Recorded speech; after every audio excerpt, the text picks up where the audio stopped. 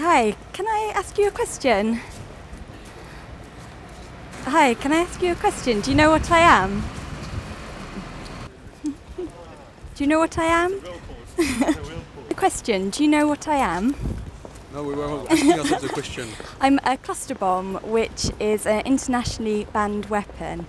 Mitsubishi UFJ, who's based in this building, invests in cluster bomb producers. What do you think about that? Cluster munitions are an internationally banned weapon.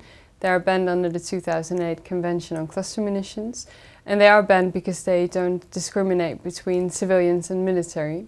And oftentimes they fail to work as functioned, so submunitions often don't explode and they get left behind unexploded and become de facto landmines. Unexploded submunitions cause a problem for days, months, years, even decades after a conflict has ended, and it's civilians that bear the brunt.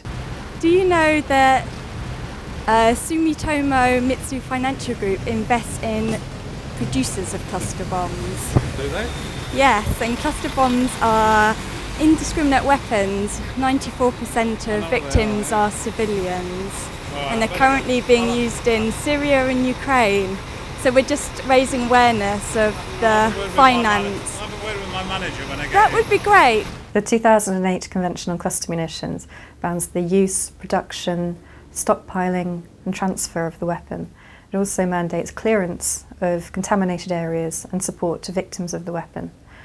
Under Article 1.1c of the Convention, assistance in all of these prohibited acts is banned, and we see the investment in cluster munitions as assistance in production of this weapon. The countries that have joined the convention have committed themselves not to use nor produce these weapons, but the cluster munitions continue to be produced by companies in countries that have not joined the convention. And our campaign is about ending explosive investments, so we aim to stop financial institutions from investing in companies that produce these prohibited weapons. Were you aware that Aberdeen Asset Management invests in producers of cluster bombs? I was unaware of that. Yes. We have a report. The update is coming out this month, Worldwide Investments in Cluster Munitions, and we rank all of the financial institutions depending on whether or not they invest in cluster bombs or not. So we have the Hall of Shame and the Hall of Fame. In our report Hall of Shame, there are 151 global financial institutions that are listed for their investments in cluster munition producers. Financial institutions worldwide are still investing $27 billion in producers of cluster munitions.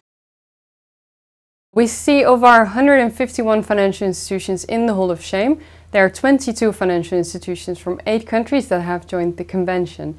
And the countries are Australia, Canada, Germany, France, Japan, Spain, Switzerland and the UK. The only sure way to end this practice is by introducing legislation.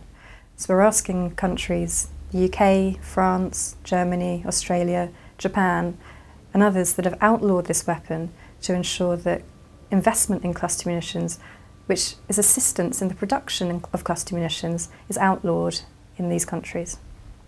The global stigma against this weapon is strong, yet we're still seeing some use in countries that have not yet joined the global ban, right now in Syria and in Ukraine, and the results are devastating. Так, и начали бух-бух-бух сыпаться. Они оттуда начали лететь, сыпаться, и вот так пошло. The positive news is that the group of financial institutions with policies in place banning these types of investments is growing, and producers are starting to feel the pressure. We have 76 financial institutions in our best practices part of the report, which means that they have taken their responsibilities and they have put in place policies banning investments in cluster munition producers. Why would any financial institution or bank choose to be associated with the production of this banned weapon? If we decided to ban cluster munitions, why do we allow investments in companies that make this weapon?